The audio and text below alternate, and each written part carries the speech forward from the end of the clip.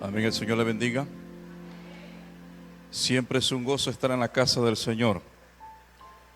Yo no sé a usted, pero siempre es un gozo estar en la casa del Señor. Yo sé que la casa de cada uno no se puede comparar con la de ninguno, pero yo no puedo dejar de decir, como dijo David, escogería yo estar un día en la casa de Dios. Hay que tener esa hambre, hay que producir esa hambre para estar cada mañana, cada día. Y otra cosa, mientras usted, en el momento oportuno, usted le dedique el tiempo para estar en la casa de Dios, disfrute de todo, más que de todo, sea una esponja en absorber las bendiciones que Dios tiene. Amén. Y por esa razón David dijo, yo escogería estar un día en la casa de Dios que estar 1000 fuera de ello. ¿Por qué razón? Porque David entendía que en la casa de Dios hay revelación. En la casa de Dios hay maná fresco, hay pan. En la casa de Dios hay paz.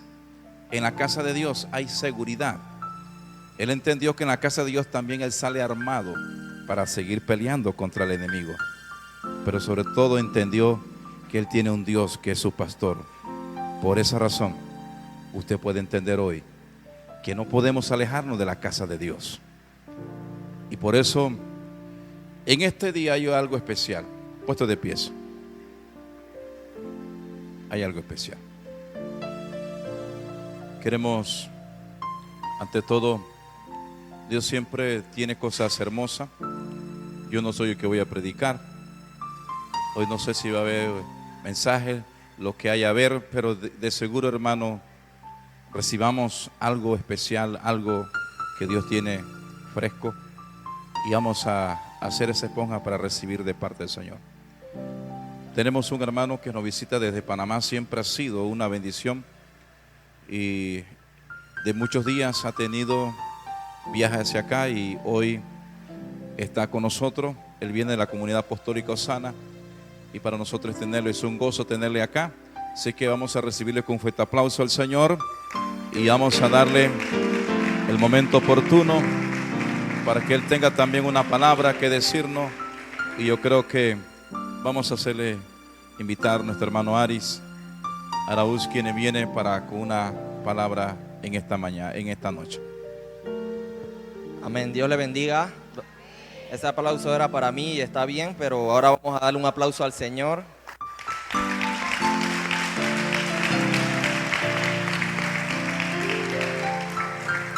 Él es la razón de que estemos aquí, Él es la razón de nuestra vida, de nuestra adoración, de todo lo que somos, todo lo que tenemos, se lo debemos a Él. Yo quiero que antes de empezar el mensaje, adoremos al Señor brevemente. Gloria a Dios. Levanta tus manos, hermano. Vamos a adorar a ese alto y sublime. Amén.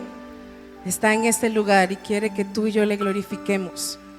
Despójate de toda preocupación en esta hora y vamos juntos a adorarle a ese que vive y reina por los siglos de los siglos. Aleluya.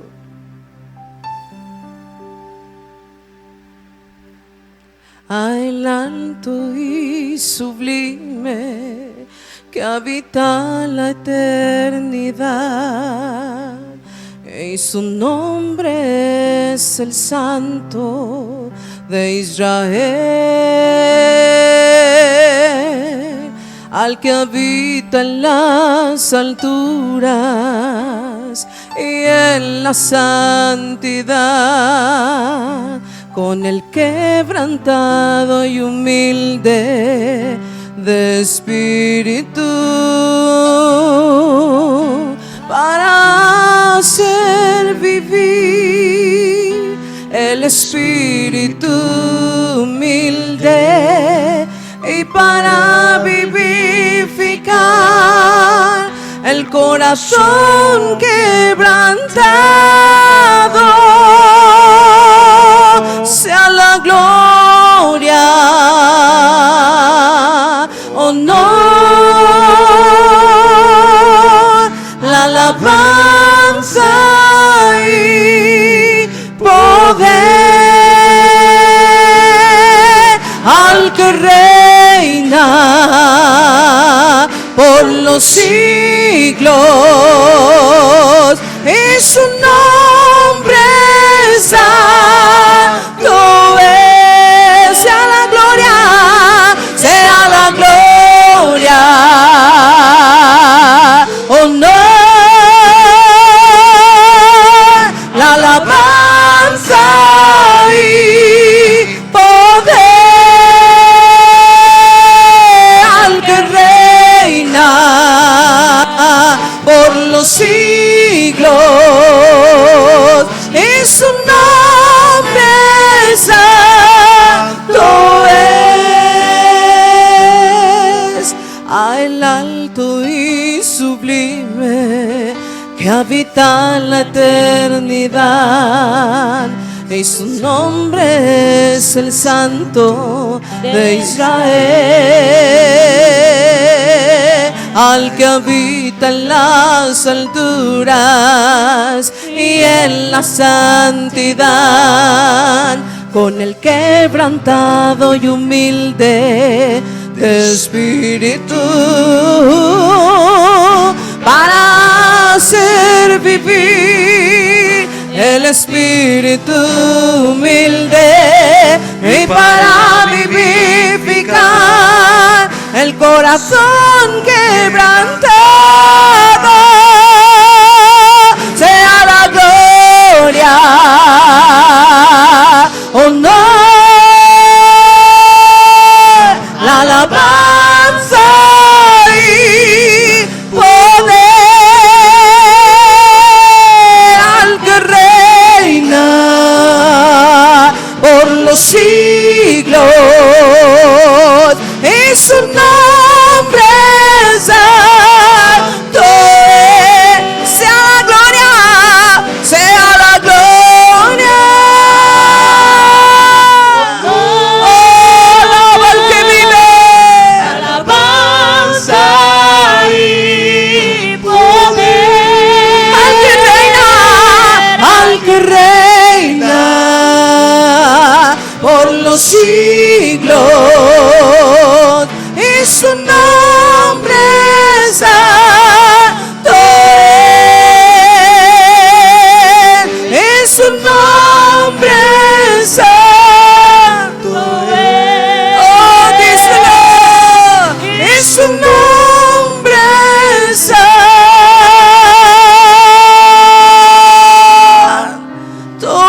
es.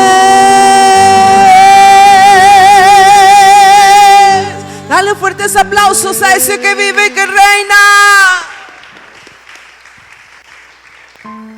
Amén, hermanos. Qué hermoso es adorar al Señor, ¿no? No hay nada como eso. ¿Y saben por qué no hay nada como eso? Porque Él fue el que nos creó. Y Él nos creó, nos diseñó con propósitos. Él nos creó por razones específicas, y una de esas principales razones es para adorarle. Entonces, cuando yo uso mi vida para hacer lo que Dios dispuso que yo iba a hacer, entonces yo vivo dentro de la voluntad de Dios. Y cuando yo vivo dentro de la voluntad de Dios, entonces yo alcanzo el máximo potencial que yo tengo. Yo alcanzo la razón de mi existencia. Ya yo sé quién soy. Yo, en la adoración, yo recibo identidad de hijo. Amén. Yo sé que hay algunos que ya me han visto. Antes de empezar quería presentarme, los que no me conocen. Hay algunos que me han visto. Yo siempre visito a los pastores desde una vez que me invitaron acá. Para que sepan, yo soy de la Comunidad Apostólica Osana. Trabajo con el Ministerio de Jóvenes. De repente por eso me ve así un poquito. Yo trabajo con jóvenes. Y obviamente con jóvenes siempre se tiene un trato especial, no diferente. Dios me ha capacitado en esa área y bueno, por su gracia y su misericordia he tenido la oportunidad de servirle, ¿no? En el ministerio, en apoyo a mi pastor, el pastor de jóvenes, el pastor Wilfredo Pigota. No sé si algunos de repente lo han escuchado, lo han visto. Tenemos una palabra para hoy. Yo sé que muchos vinieron aquí porque quieren adorar a Dios, porque aman al Señor y sencillamente saben y entienden que estar en la casa de Dios es la mayor bendición que podemos tener. Pero yo sé que todos vinimos porque vinimos en busca de una palabra. Siempre que yo voy a la casa de Dios, a mí no me importa quién predica, a mí no me importa quién es el que va a la palabra, no me importa. Yo una cosa sé, Dios me ama. Y como Dios me ama, Él me va a hablar. Dice la Biblia que Dios habló hasta por medio de un burro a un hombre una vez. Entonces, si le habló por medio de un burro a un hombre una vez, por medio de este varón también le puede hablar a usted. Yo creo que sí. ¿Está de acuerdo? Amén. Vamos a abrir nuestras Biblias, pues. Vamos al Evangelio de Mateo. Vámonos al capítulo 14. Y verso 22.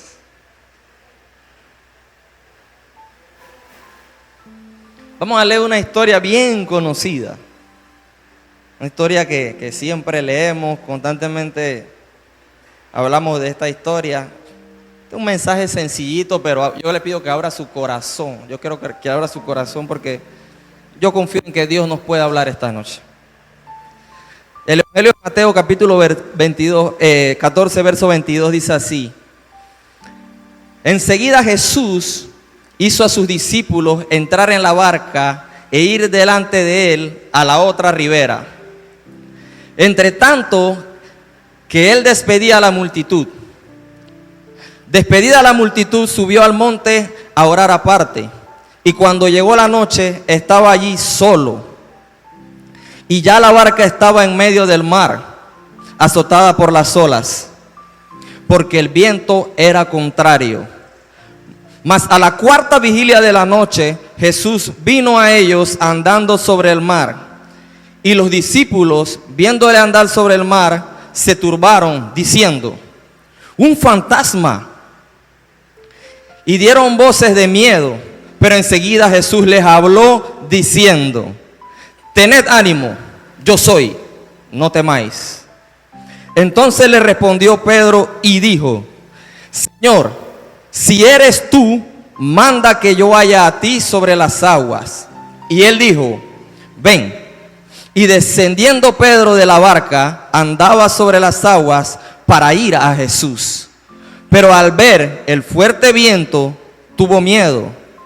Y comenzando a hundirse, dio voces diciendo: Señor, sálvame. Al momento Jesús, extendiendo la mano, asió de él y le dijo: hombre de poca fe, ¿por qué dudaste? Y cuando ellos subieron a la barca, se calmó el viento. Entonces los que estaban en la barca vinieron y le adoraron, diciendo: verdaderamente este es el Hijo de Dios. Quédense de pie, vamos a orar, porque ciertamente estamos aquí entre hermanos compartiendo, pero es la gracia del Señor la que realmente hace posible pues que cada mensaje se dé. Y vamos a orar a Dios, que Dios nos hable, que abra nuestros corazones y pues que pueda usar a la persona que tiene el mensaje esta noche. Padre, en el nombre de Jesús, te quiero dar gracias, Dios, por el privilegio de estar en este lugar, Señor. Te quiero dar gracias, Señor, por los pastores, por cada uno de mis hermanos que están aquí, Señor. Tú nos amas a todos, Dios mío. Todos somos iguales delante de ti, Padre. Y aquí estamos, Señor, no para exaltar ni glorificar el nombre de ningún hombre, sino para honrarte a ti, Dios mío. Porque eres tú el dueño de la palabra. Eres tú, Señor, el inspirador de la palabra. Eres tú el que revela la palabra al hombre, Señor. Por eso, Señor, te pedimos que tu Espíritu Santo en esta noche, Señor, descienda sobre este lugar, Señor, y que puedas hablar a nuestros corazones, y que tu unción, tu gracia, tu amor, Señor, sea derramado sobre nuestros corazones y nos des guía, Señor, para la vida. Te honramos, te bendecimos y te glorificamos en el nombre poderoso de nuestro Señor y Salvador Jesucristo. Y el pueblo de Dios dice: amén, hermanos. A mí me gusta ponerle títulos a los mensajes. Es una costumbre que tengo. Me gusta. Este mensaje yo le puse por nombre La otra cara de la victoria. La otra cara de la victoria. La cara de la victoria que no se ve, que no es pública ante los demás. Este pasaje que acabamos de leer, hermanos, es un pasaje que tiene un contexto, amén. Un contexto quiere decir algo que sucedió o antes o después. En este caso, esto que sucedió en este pasaje que acabamos de leer, sucedió justo después de la alimentación de los 5,000. ¿Alguien aquí ha leído o ha escuchado la historia de la alimentación de los 5,000, verdad?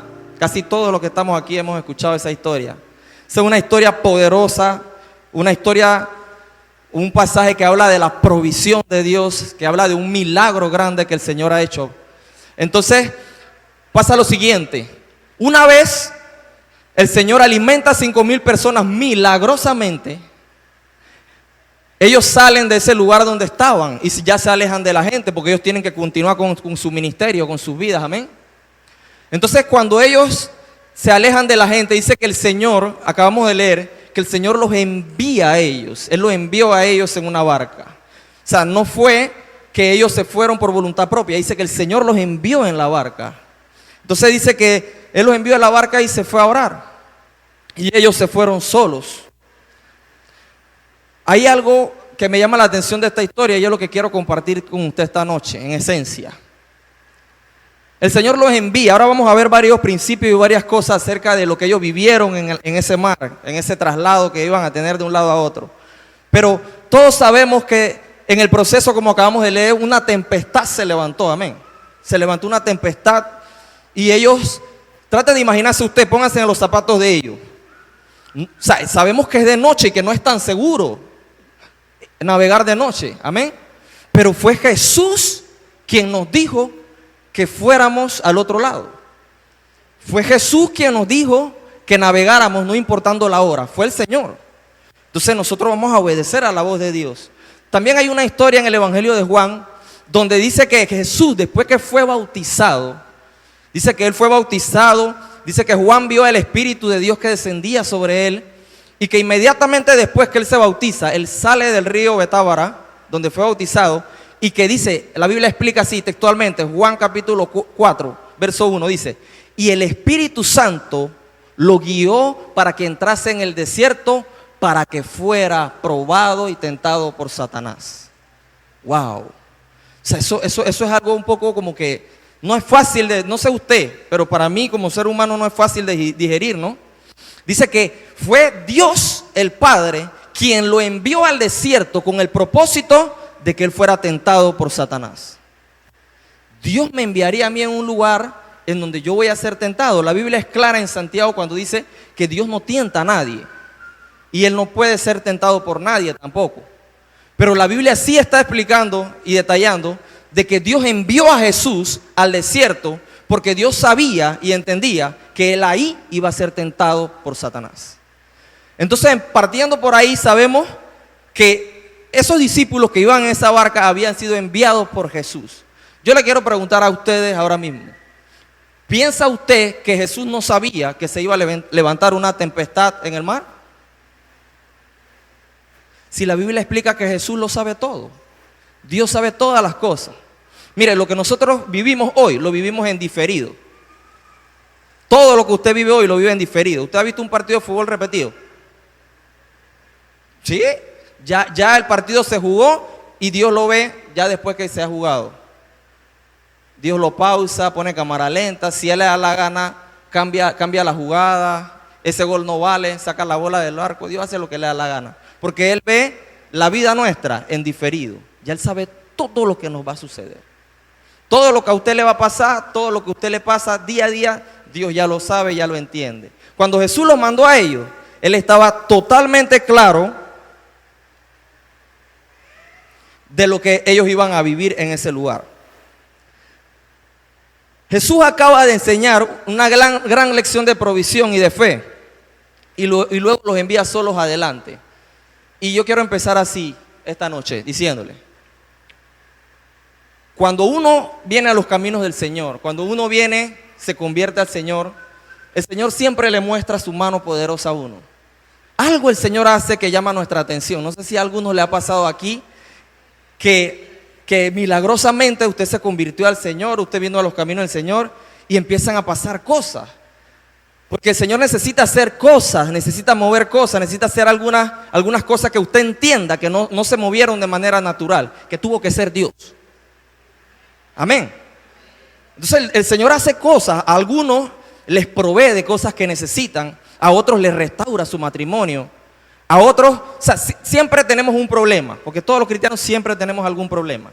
A veces la economía va bien, pero otra área de la vida no, y así es la vida. Pero siempre el Señor en alguna área de nuestra vida hace algo poderoso. Entonces a mí me llama la atención que en el Evangelio de Marcos dice, en el Evangelio de Mateo dice, me perdí el pasaje. Vamos acá.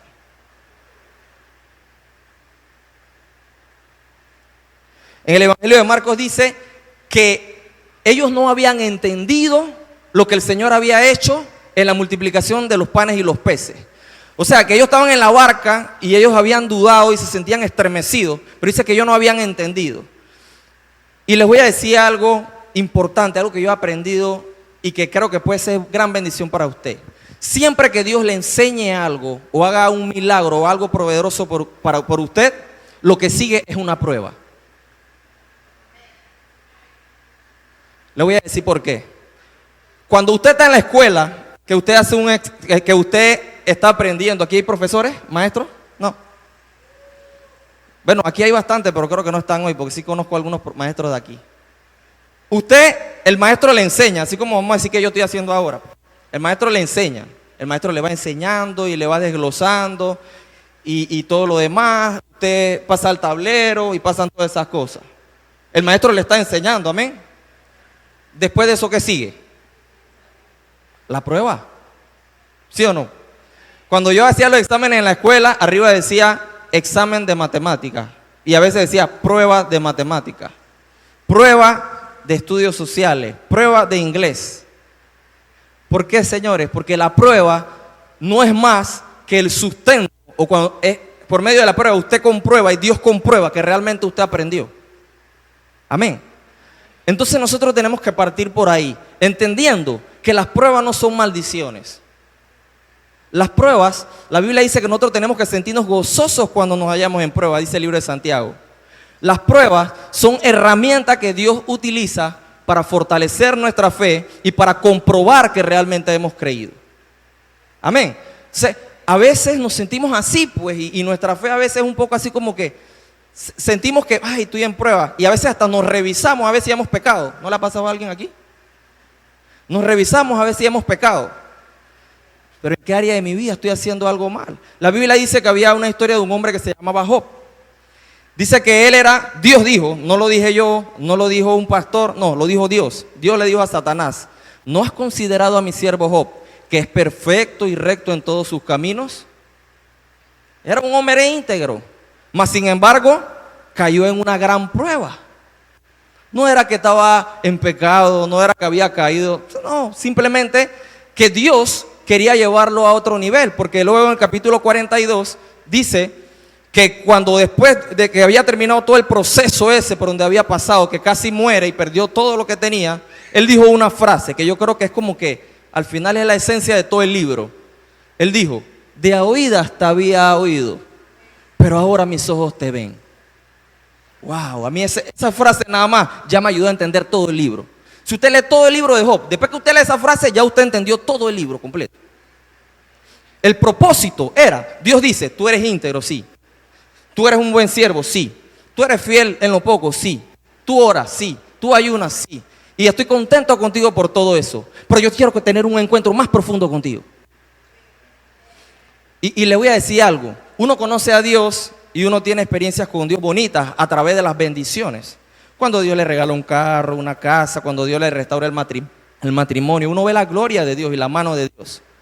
Pero le voy a decir algo. En los momentos en los que yo realmente he aprendido a conocer a Dios y he podido comprender el amor de Dios, son los momentos de mayor aflicción en mi vida. Son los momentos de consuelo. Son esos momentos en los que yo estoy atravesando una situación difícil y nadie, el hombre no puede hacer nada por mí. Me hablan, me dicen, me aconsejan y todo lo demás, pero cuando yo estoy solo en mi cuarto, que yo me arrodillo, que yo le digo, Señor, yo no puedo más. En ese momento, cuando el Espíritu Santo viene sobre ti y empiezas a quebrantarte, empiezan tus ojos a sonrojarse, empiezas a sentir ese amor del Señor, allí es donde yo conocí al Señor. Allí. en las pruebas, a través de las pruebas. Entonces, la prueba debe producir gozo, porque es una oportunidad para demostrar lo que hemos aprendido del maestro. Todo depende de la óptica en cómo tú lo ves. Porque mucha gente ve las pruebas de otra forma. Y vivimos peleando con las pruebas, y vivimos frustrados. En el Evangelio de Marcos, en esta historia dice que Jesús los veía remando fatigados. ¿Saben por qué ellos estaban fatigados? Porque estaban luchando con sus propias fuerzas. Ellos estaban luchando con sus propias fuerzas. La tempestad era grande y ellos estaban preocupados y estaban remando fatigados. Ellos no estaban peleando con la herramienta que Jesús le había dado, que era la fe. O sea, ellos no se detuvieron a pensar en Jesús. Ellos no se detuvieron a pensar en el Señor, ni a orar, ni nada. Piensen en esto y métase en el mensaje. A veces las pruebas nos agobian tanto que no nos detenemos a pensar en Jesús. ¿A alguien le ha pasado? A mí me ha pasado muchas veces.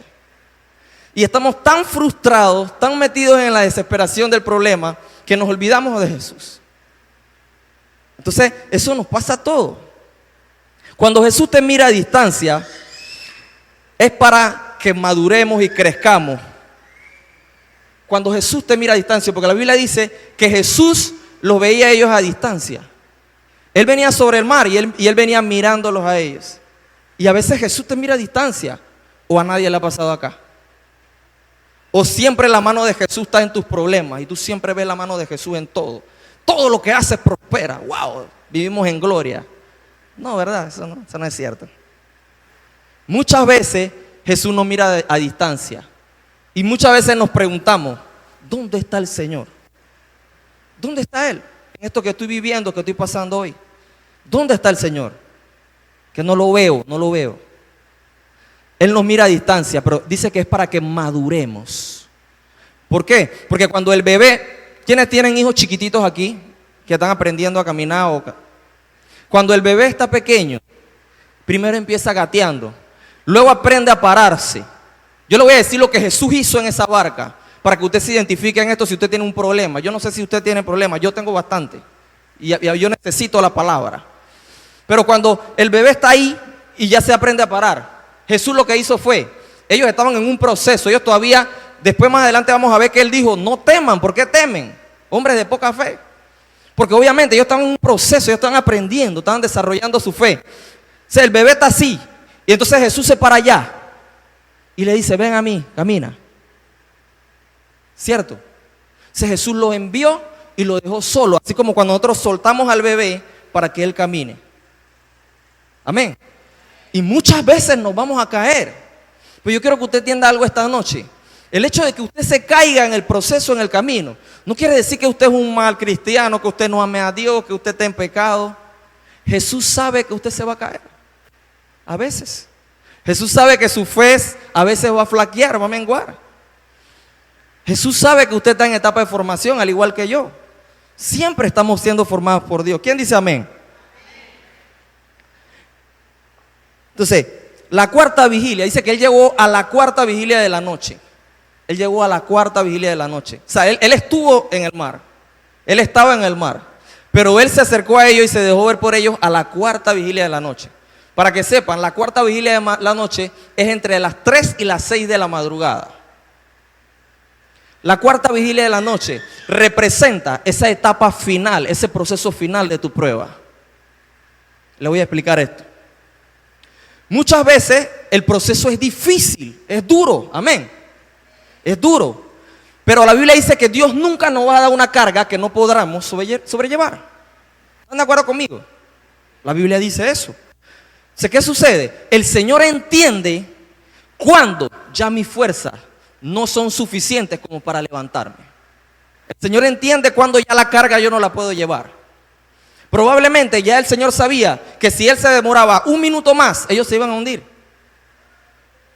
Pero Él siempre llega a tiempo. ¿Quién me dice amén? Él siempre llega en el momento justo en el que yo ya no puedo más y yo necesito que Él intervenga. Él nunca llega tarde, siempre llega a tiempo. Cuando tu razonamiento no entiende lo que Dios hace, hasta le echa la culpa al diablo. No sé si a alguien le ha pasado aquí.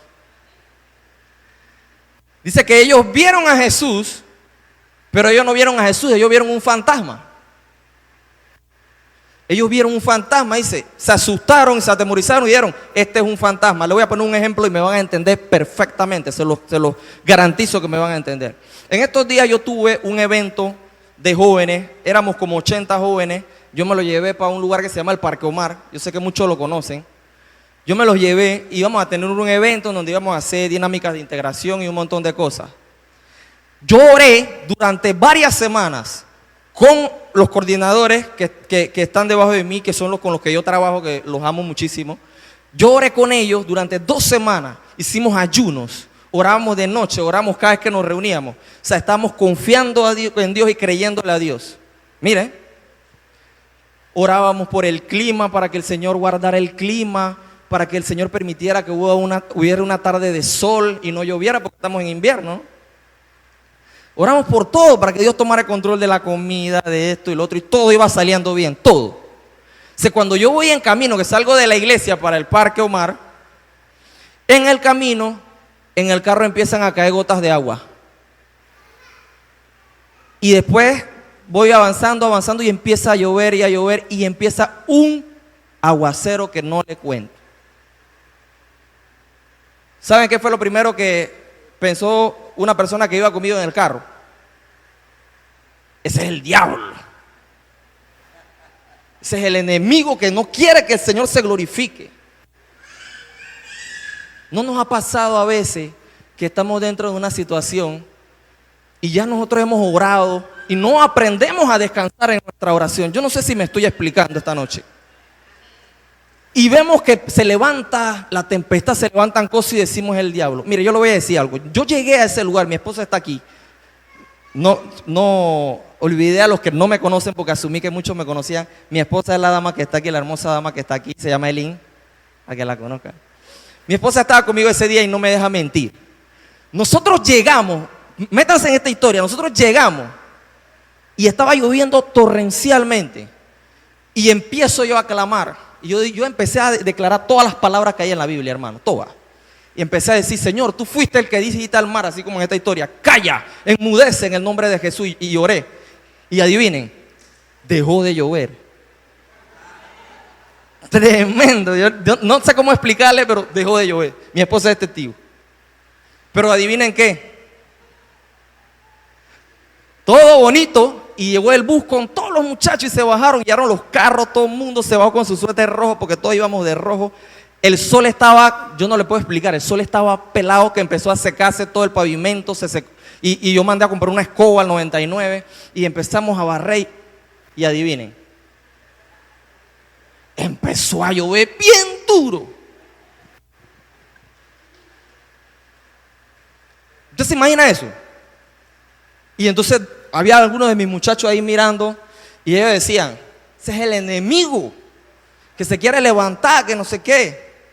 Pero yo no sé, de la nada sacaron una pelota de fútbol y no sé qué. Y yo vi a la gente corriendo a dejar sus celulares a los carros y al bus. Y esos muchachos han empezado a saltar, yo no le puedo explicar, hermano. Han empezado a saltar en medio de la lluvia. Yo tengo unos videos aquí que ojalá los pudiera reproducir.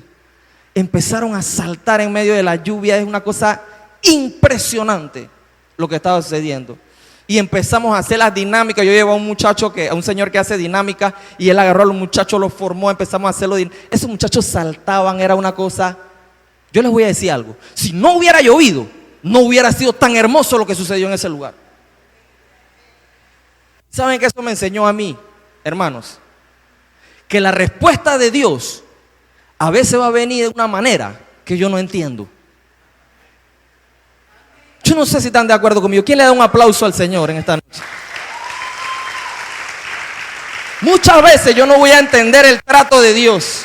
Como aquel hombre que fue sanado de la ceguera. No sé si alguien conoce la historia del hombre que fue sanado en el estanque de Siloé. Tratan de imaginarse. Viene Jesús, el Hijo de Dios, el ungido, nuestro Señor, nuestro Salvador. Y Él me va a sanar. A muchos le decía, sé sano, y los tocaba y se iba para su casa, ¿cierto? Es más, a algunos ni siquiera tenía que tocarlo. Nada más le decía a la gente, anda a ver a la casa que ya él está sano. Ya. No vamos a pelear mucho. Ve, y allá cuando tú llegas, ya él está sano. ¿Por qué va a agarrar y va a escupir el piso y va a hacer lodo con su saliva y me lo va a poner en los ojos?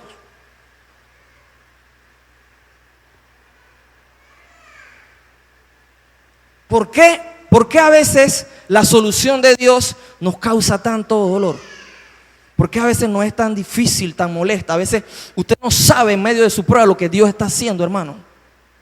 A veces usted está sufriendo, usted está pasando la difícil, pero Dios está obrando allí, Él está haciendo algo en ese proceso. Es el Señor el que le está sanando. Es incómodo porque a quién le gusta que le llenen de saliva con tierra, lodo, los ojos. ¿A quién le gusta? A nadie le gusta, ¿cierto? A nadie. Pero el Señor lo estaba sanando y el Señor eligió ese método y ya. Todo depende de la óptica, desde donde yo lo mire. Pero en medio de todo eso, mire lo que sucede. Ellos están en la barca y está sucediendo todo esto detrás de ellos. Pero Pedro, la Biblia dice que Pedro sencillamente lo miró. Y todos veían un fantasma, pero Pedro veía a Jesús. Todos veían un fantasma, todos veían lo malo, todos veían la dificultad, todos veían la tempestad. Después vieron a Jesús y vieron fue un fantasma. No vieron al Señor en la situación. Yo no sé si me estoy explicando. No vieron la mano de Dios obrando en la situación. Ellos no veían la mano del Señor.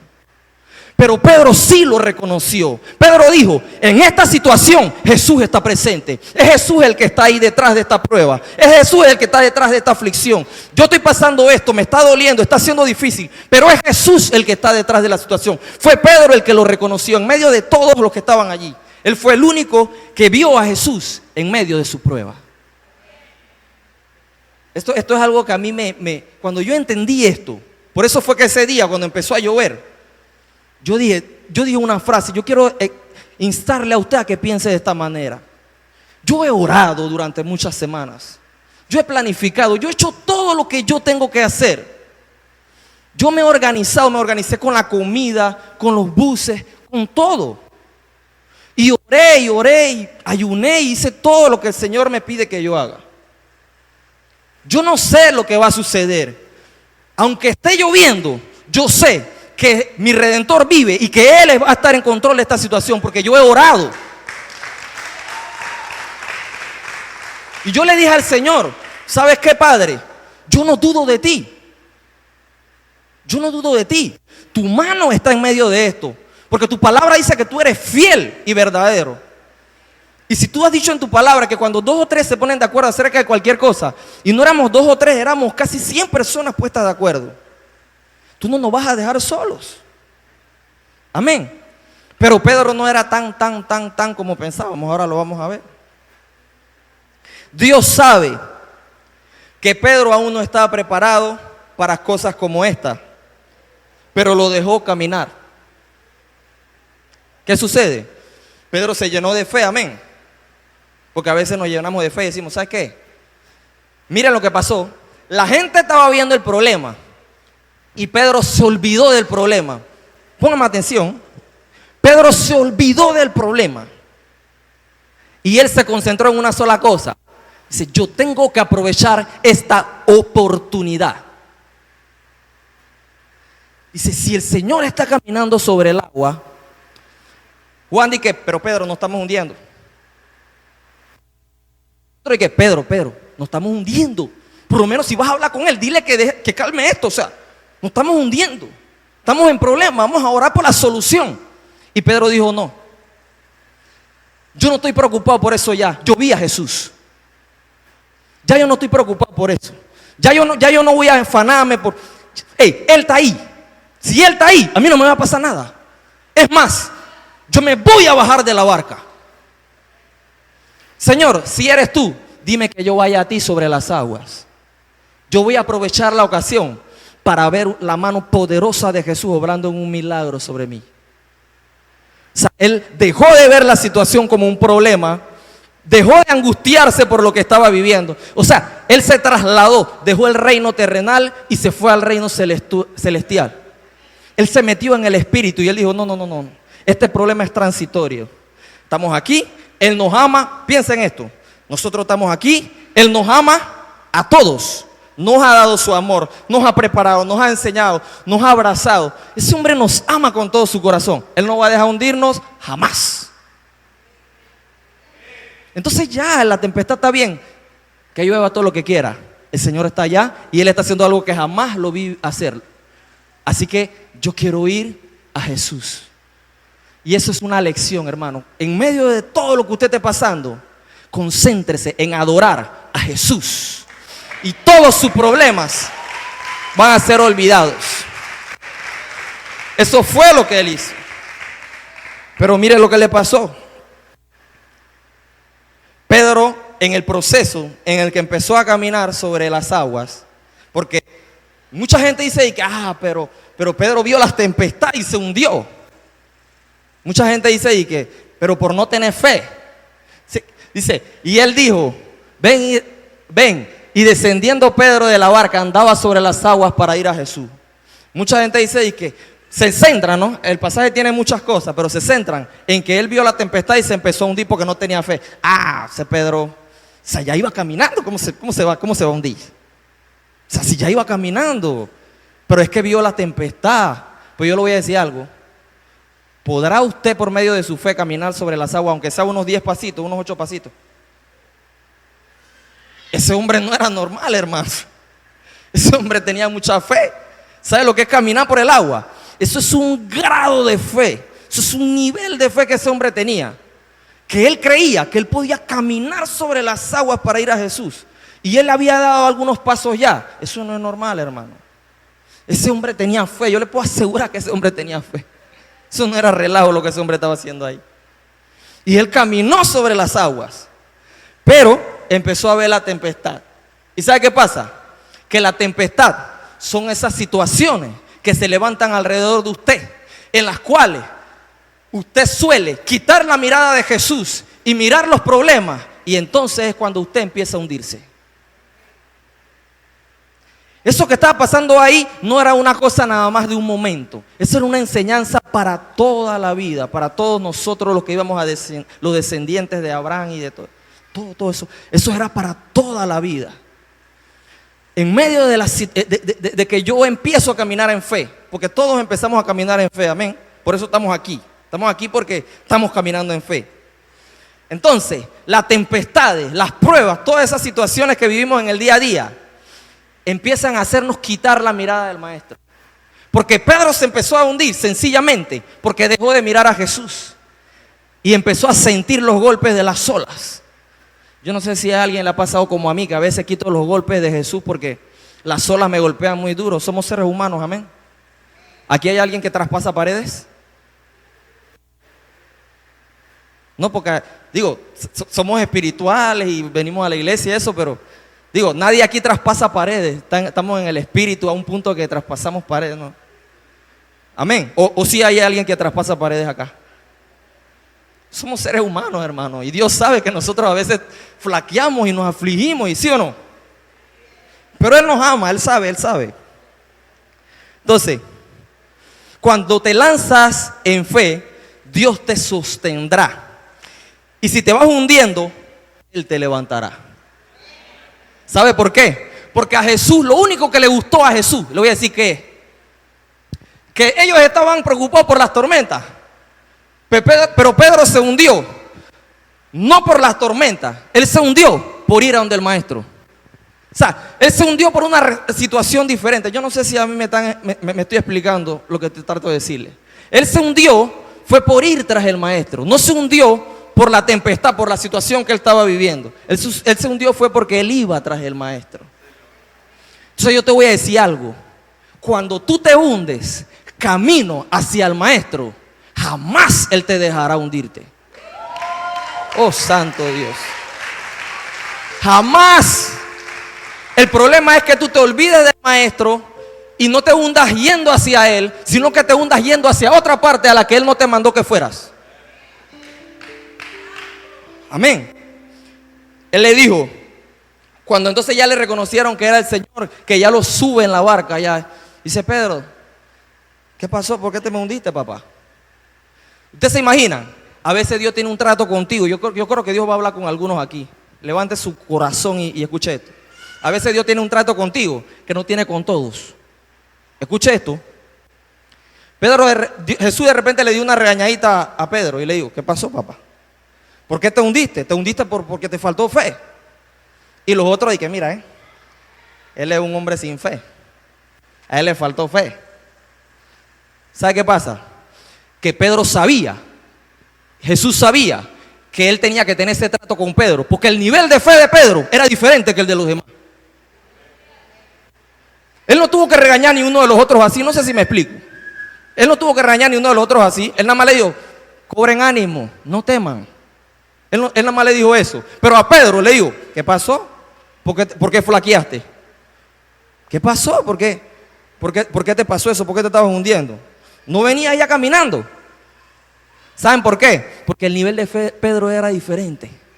Pedro estaba en otro nivel ya. Pedro estaba caminando sobre las aguas. Entonces, cuando tú caminas sobre las aguas así, Dios va a tener un trato contigo que a veces te va a parecer que es un poco duro. Las pruebas van a ser más fuertes, los golpes van a ser más fuertes. Pero es que Jesús está tratando contigo. Y cuando Él sabe que tiene un propósito contigo, cuando Él sabe que hay un plan en tu vida, entonces Él te tiene que tratar de una manera diferente. Porque tiene que formar tu fe a un punto en el cual tú termines caminando sobre las aguas. Gloria al Señor. Esto es algo que yo le digo de todo corazón. Cuando Dios tiene un plan contigo, Él te va a tratar diferente que a los demás. Aquí hay un pastor presente y aquí hay otro pastor presente que sabe lo que yo estoy hablando. Cuando Dios tiene un plan contigo, Él te va a dar un trato especial. Y a veces las pruebas son duras, pero es porque el plan es grande. Cuando las pruebas son duras es porque el plan es grande. Así que nunca ignore esto que yo le acabo de decir esta noche. Satanás quiere matarnos.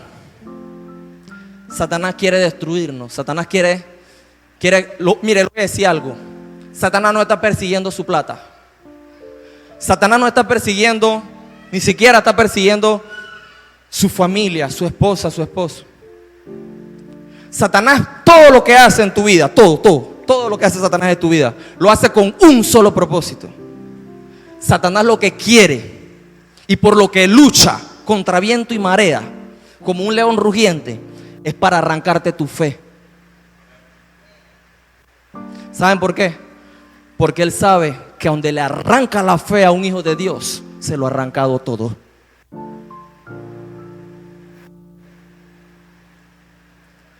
Y eso es algo que ningún hijo de Dios debe desenfocarse y olvidar. Todo lo que Satanás hace en tu vida es para arrancarte la fe. Porque tú puedes estar en un cuarto de operaciones, en cuidados intensivos. Tú puedes estar en la cruz del Calvario a la mano derecha de Jesús. Y si tú tienes fe, como ese hombre que estaba a la mano derecha de la cruz, tú estarás con Él en el paraíso. Solo lo que tú necesitas es tener fe. Entonces toda tu vida, de principio a fin, Satanás va a estar persiguiendo tu fe. Satanás siempre va a perseguir tu fe. Cuando tu matrimonio sea golpeado, cuando tus hijos sean zarandeados, cuando tu economía sea zarandeada, cuando tu salud sea golpeada, acuérdate de que Satanás lo que quiere robarte es la fe. Y le voy a decir algo. Jesús dijo: ¿hallará el Hijo del Hombre fe en la tierra en su regreso? Él se hizo esa pregunta una vez en el Evangelio de Mateo. Él no viene a buscar más nada. Él no viene a buscar tus dones ni tus talentos. Él no viene a buscar tus dones, créeme. Tus dones y tus talentos Él no los viene a buscar. Él viene a buscar tu fe. Tú tienes que armarte de la suficiente fe. Y por eso todos los procesos de la vida, yo he entendido, con mi esposa siempre hablamos de que todo lo que Dios permite en mi vida, porque es Dios el que lo ha permitido. Todo lo que Dios permite en mi vida es porque Él quiere fortalecer y formar mi fe. Todo lo que Dios permite en tu vida, hermano, todo, sea bueno, sea malo, es porque Él quiere formar y fortalecer tu fe. Porque sin fe, nadie verá al Señor. Nadie. Y la Biblia dice que el justo por su fe vivirá. Mira, esto es tan violento que una vez en Juan capítulo 6, versículos 28 y 29 dice que Felipe, él les hablaba del Padre y le hablaba de las obras que el Padre le había mandado hacer a los discípulos. Dice, el Padre me envió a que hiciera muchas obras y yo las obras del Padre son las que hago. Y empezaba a hablar de todas esas cosas. Y de repente Felipe se levanta y le dice, Señor, pero ¿cómo podemos hacer para hacer las obras de Dios? ¿Cómo podemos hacer? Y la respuesta de Jesús es así. No sé si lo tienes por ahí, Willy. Y la respuesta fue así: crean en mí. Crean en mí. Porque la obra de Dios es creer. Es creer. Mira, en tu problema, escuchen, el Señor te dice, no luches con las cargas y los problemas, sino colabora conmigo, porque tus cargas son mías. Tú lo único que tienes que hacer es colaborar conmigo. Las cargas son mías. El Señor dijo, tus cargas son mías. Y la paz del Señor no es como la paz que da el mundo, porque la paz del mundo depende de que yo me sienta bien. La paz de Dios no es un sentimiento, no es un, por decirlo así, pues, no es una sensación de que todo está bien. Ni siquiera es una sensación de tranquilidad. Dime, ¿quién puede estar tranquilo en medio de que tu madre ha muerto? Nadie puede estar tranquilo en medio de que su madre ha muerto. La paz que da Dios es distinta. La paz que da Dios no depende de las circunstancias, sino depende de la fe. Dice la Biblia que Abraham murió saludando la promesa. ¿Y cuál era la promesa? Que él iba a tener muchedumbres de gentes como hijos. O sea, él iba a tener una generación gigante y nunca la vio. Entonces nosotros tenemos que aprender a ser héroes de la fe sin haber visto la promesa. Yo no sé si están de acuerdo conmigo. No he visto la promesa, pero yo aunque muera, porque dice la Biblia que Abraham tuvo que entregarle a su hijo a Dios en un momento determinado. Ya lo han leído mucho. Dice que Dios le pidió a su hijo y Dios le había dado una palabra a Abraham y le dijo, en Isaac haré miles de generaciones. O sea, yo en Isaac voy a hacer de Isaac una gran nación y van a ser como la arena de los mares y como las estrellas de los cielos, la cantidad de personas que van a nacer de él. Entonces Dios le dice, ven acá y entrégame a Isaac. Quiero que lo ofrezcas en sacrificio y que le quites la vida. ¿Alguna vez Dios te ha pedido algo? ¿O hay alguien aquí a quien Dios le ha pedido algo alguna vez? A mí Dios me ha pedido muchas cosas. Yo no sé si cuando ustedes se convirtieron les ha pasado como a mí, que Dios me empezó a pedir el alcohol, Dios empezó a pedirme las mujeres, Dios empezó a pedirme todas aquellas cosas que Él sabía que mataban, que no eran buenas para mí. Pero muchas veces, yo sé que esto es para alguien que está aquí. Yo sé que esto es para alguien que está aquí. Señor me muestra que alguien que está aquí tiene que recibir esta palabra. Muchas veces, como Isaac, hay algo que sí es de Dios. Abran su corazón. Hay algo que sí es de Dios. Porque Isaac era una promesa de Dios. Isaac era el de la promesa, no era otro. Y Dios se lo pide. Dice la Biblia que Abraham no negó ni dudó.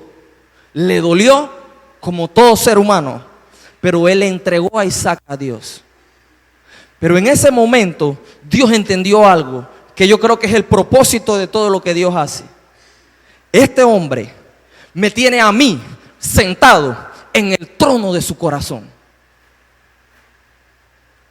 Yo le di su hijo y él lo añoraba. Él amaba a su hijo y él lo deseó toda su vida. Y ahora que se lo he dado, a mí me preocupa que eso que yo le di, que esa bendición que yo le di, se convierta en el centro de su vida. Se convierta en aquello que está sentado en el centro, en el trono de su corazón.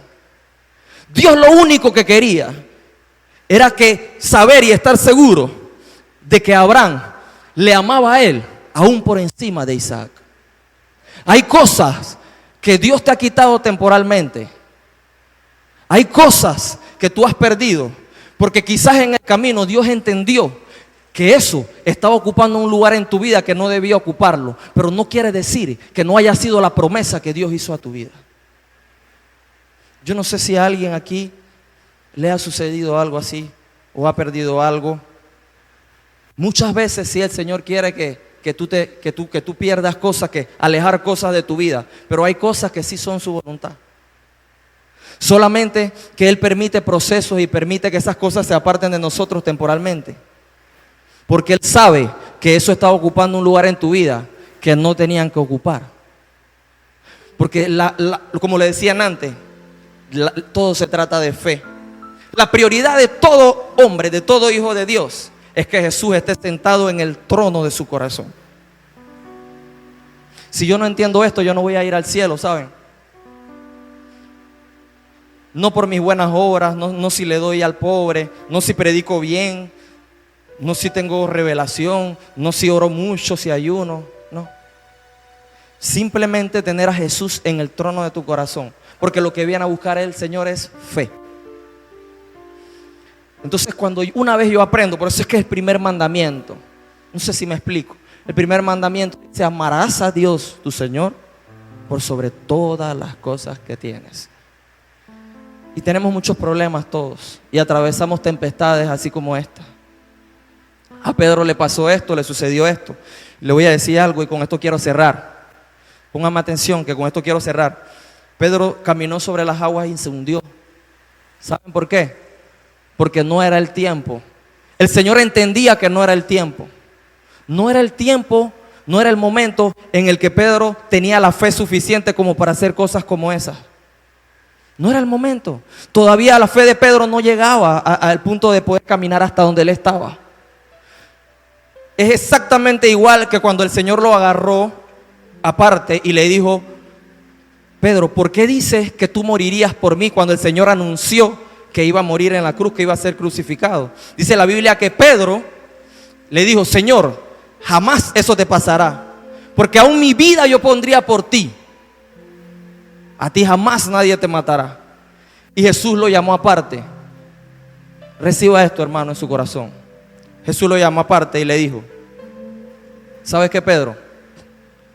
Me vas a negar 3 veces antes de que un gallo cante.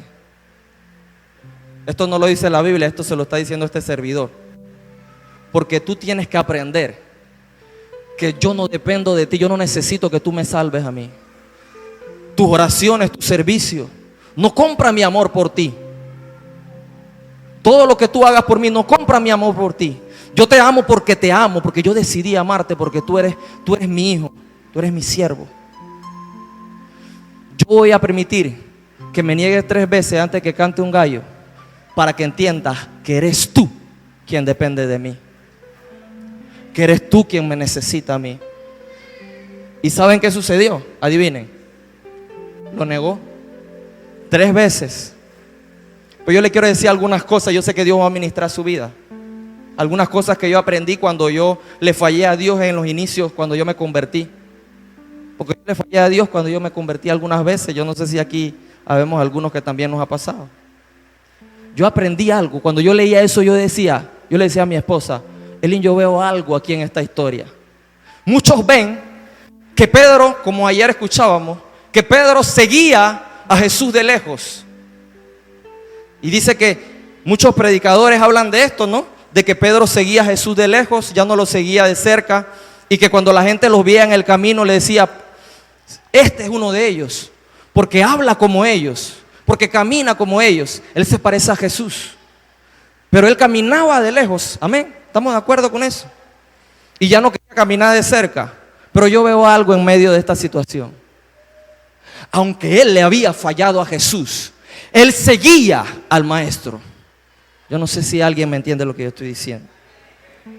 Aunque él le había fallado al Señor, él iba detrás del maestro. Él seguía al maestro. Al maestro le llevaban para acá y lo azotaban y él estaba ahí. Al maestro le llevaban para allá y él estaba ahí. Él iba detrás del maestro. Él tenía errores, él tenía fallas. Él había fallado al Señor en algunas cosas, pero él no dejaba de seguir al maestro. Él iba detrás. El maestro fue crucificado y resucitó.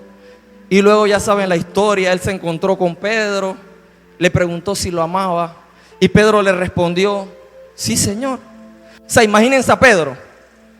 ¿Cuántas veces la Biblia explica en los evangelios? Y Jesús sabía lo que ellos pensaban, porque Él conocía el pensamiento de sus corazones. Entonces Pedro, en entendimiento de esto, sabiendo esto, Pedro le dijo, Señor, tú sabes todas las cosas.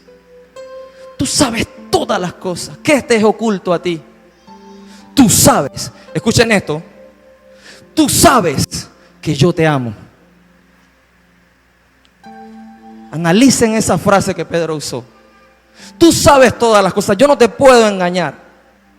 O sea, ese hombre, en medio de que le había fallado a Jesús, él todavía podía pararse delante del maestro y decirle, sí, yo soy una porquería, yo te mentí, yo te engañé. Pero aún en medio de eso, tú sabes que yo te amo. ¿Y sabe cuál fue la respuesta de Jesús? Jesús no le dijo, sí, Pedro, pero me fallaste, pero me negaste. Jesús ni siquiera tocó el tema. Yo no sé si me explico. Y esa es la actitud de Jesús delante de nosotros. Así es como el Señor nos ve. Él no le preguntó, no le reprochó nada. Mira la frase que él usó. Entonces, apacienta a mis corderos. ¿Sabe qué le estaba diciendo? En el momento en el que Jesús se encuentra con Pedro, Pedro había vuelto, póngame atención, ayer escuchaba esto y me estremeció. Pedro había vuelto al mismo oficio que tenía antes de conocer a Jesús. Jesús conoció a Pedro en el mar pescando. Sabemos eso, ¿verdad? Que él era pescador. Pedro había dejado su ministerio. Él había dejado de ser pescador de hombres, como Jesús le había dicho, y ahora se había convertido nuevamente en un pescador de peces. Y estaba allí en el mar, pescando peces como antes de conocer al Señor. Se había abandonado la visión, había abandonado todas las cosas que Jesús había hablado con él. Y Jesús le dice, ok, Pedro, apacienta mis corderos. O sea, lo que Jesús le estaba diciendo, yo no quiero hablar del tema, yo no quiero saber qué te pasó. Yo lo vi, yo estuve ahí cuando tú me negaste. Yo estaba ahí. O sea, la gente te preguntaba y tú decías que no. Sí, yo lo sé. O sea, a mí nadie me lo tiene que contar, ni siquiera tú me lo tienes que contar, yo lo sé. Ahora mismo lo único que quiero es que vuelvas a tomar tu ministerio y vuelvas a servirme como el primer día.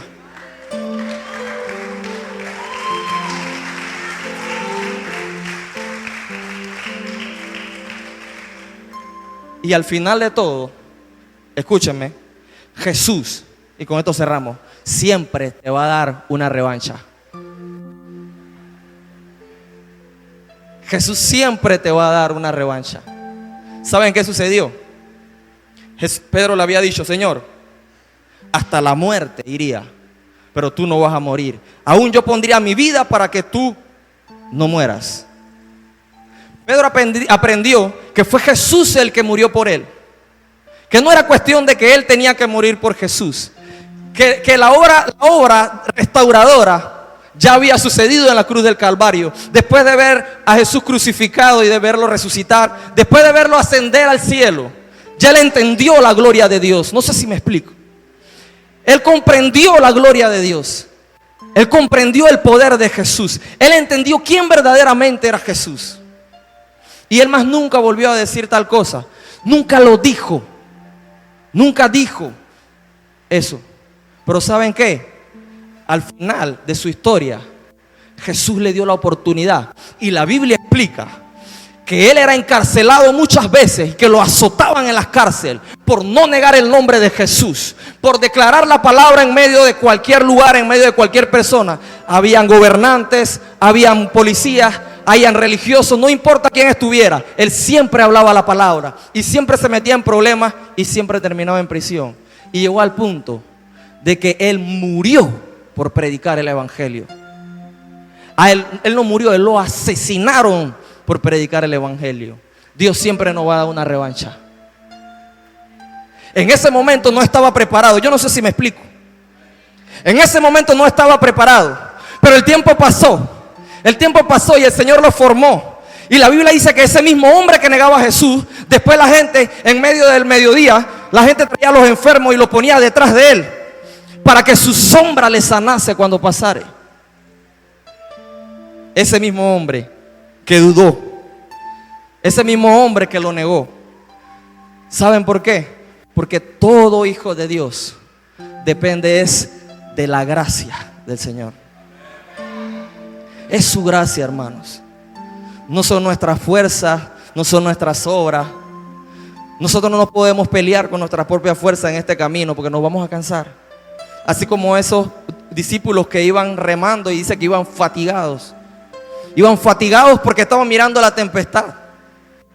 Pero Pedro soltó el remo y dijo: allá está Jesús. Y hermanos, esto métaselo en las entrañas, si es posible. Métaselo en las entrañas, métaselo en las venas, en su corazón. En medio de cualquier tempestad, después que yo sepa que Jesús está allí, nada me va a pasar.